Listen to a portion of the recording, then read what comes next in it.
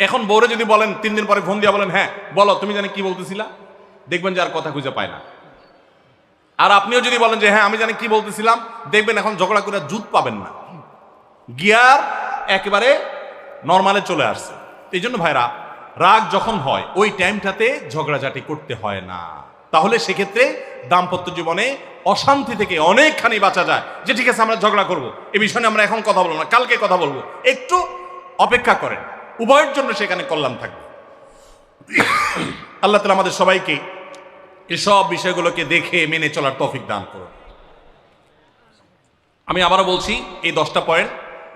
Number 1, দাম্পত্য জীবনের সুখ শান্তির জন্য আল্লাহ তাআলার কাছে অনবরত সূরা ফুরকানের 74 নম্বর আয়াতে যে দোয়াটা আছে, রব্বানা হাব লানা মিন আজওয়াজিনা ওয়া যুররিয়াতিনা কুররাতা আয়ুন ওয়াজআলনা লিল মুত্তাকিনা ইমামা, এই দোয়া এছাড়া সাধারণভাবে আল্লাহর কাছে দোয়া করতে থাকে, আল্লাহ জীবনে যেন সঙ্গী হিসেবে যাকে পাবো সে যেন আল্লাহ ভীরু হয়, মুত্তাকি হয়, ভালো মানুষ হয়। এরপরও যদি খারাপ মানুষ পড়ে যায় তো মনে রাখবেন ফেরাউনকে আল্লাহ তাআলা আসিয়ার মতো নেককার মানুষ দিয়েছেন, আসিয়ার মতো নেককার মানুষের কাছে ফেরাউনের মতো অত্যাচারী স্বামী দিয়েছেন। আবার আল্লাহ তাআলা নূহ আলাইহিস সালামের মতো মানুষকে, লূত আলাইহিস সালামের মতো মানুষকে তাদের অবাধ্য এবং আল্লাহর প্রতি ঈমান আনে নাই এমন নারী, এমন স্ত্রী দিয়েছেন।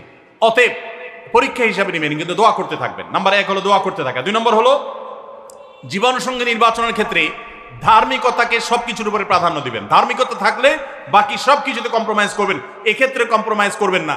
অনেকে বলে, মেয়ে যদি বলে না ধার্মিক ছেলে ছাড়া আমি বিয়ে বসবো না, তো বাপ মা বা অন্য অনেকে বুঝায় যে না তুমি একটু কম্প্রোমাইজ করো, ছেলেকে পরে নামাজি বানাই নিও, ছেলের টাকা পয়সা আছে এটা ঠিক রাখো, নামাজি পরে বানাই নিও।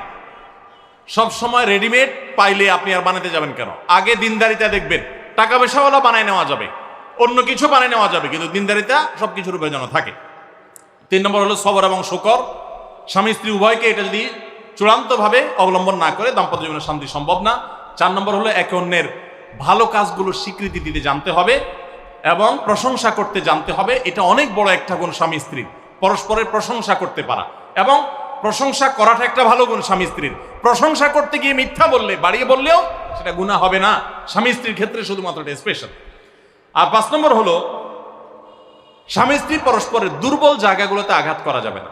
যে জিনিসটা কথা বললে তিনি মনে কষ্ট পান ওইটা তাকে বলা যাবে না, ওইগুলো থেকে এড়িয়ে চলতে হবে। যে এই বিষয়ে তিনি কথা বলতে চান না, স্বামী তার মায়ের বিষয়ে যদি বলে রাগ হয়ে যায় তাহলে এই বিষয়ে আমি কোনো কথা বলবো না, ভুল থাকলেও সেগুলো দেখেও না দেখার ভান করব, সবর করব।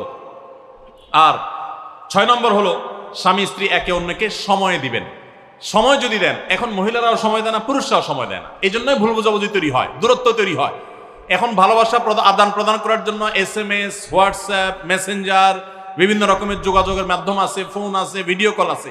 এত মাধ্যম থাকা সত্ত্বেও ভালোবাসা কম। এর অন্যতম কারণ হলো যে সব কিছু এখন অনলাইন করে ফেলছি আমরা, একান্তে একে অন্যকে আমরা সময় দেই না।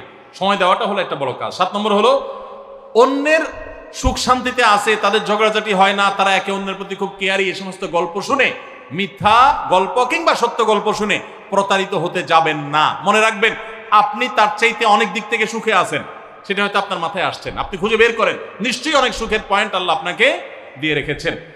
আর 8 নম্বর হলো একে অন্যকে ক্ষমা করতে জানতে হবে, কোনো কিছু ভুল হলে স্বীকার করতে জানতে হবে। 9 নম্বর হলো একে অন্যের প্রতি সংশয় করা, সন্দেহ করা, রোগ থেকে বেঁচে থাকতে হবে। সন্দেহ করা খুবই খারাপ জিনিস এবং সন্দেহের সূত্র তৈরি হতে পারে, সেই পথগুলো বন্ধ করে ফেলতে হবে। আর 10 নম্বর হলো যদি একে অন্যের কোনো ভুল সংশোধন করতেও হয়, রাগের মাথায় সেটা করা যাবে না, বরং ঠান্ডা মাথায় করতে হবে। ঠান্ডা মাথায় যখন একটু ফ্রেশ হবেন, নর্মাল হবেন, তারপরে করতে হবে ইনশাআল্লাহ, তাহলে ব্যালেন্স হবে এবং জুলুম হবে না। আল্লাহ তাআলা আমাদের সবাইকে সুখী দাম্পত্য জীবন নসিব করুন, বলুন আমিন। আমাদের দাম্পত্য জীবনের সুখ শান্তির উপরে আমাদের জান্নাত অনেকখানি নির্ভর, আমাদের জাহান্নাম থেকে মুক্তি অনেকখানি নির্ভর। কারণ দিনদার জীবন সঙ্গী সঙ্গিনী না হলে, জীবন সঙ্গী সঙ্গিনী মুত্তাকি না হলে জান্নাতের পথের যাত্রাটা অনেক কঠিন হয়ে যায়। এজন্য পরস্পরের জন্য দোয়াও করতে থাকবো, চেষ্টাও করতে থাকবো। আল্লাহ তাআলা আমাদের সবাইকে সেই তৌফিক দান করুন। জাযাকুমুল্লাহু খাইরা ওয়া আখিরু দাওয়ানা আলহামদুলিল্লাহি রাব্বিল আলামিন। যেহেতু গভীর হয়ে গেছে, আমরা প্রশ্নোত্তর বাদ রাখি।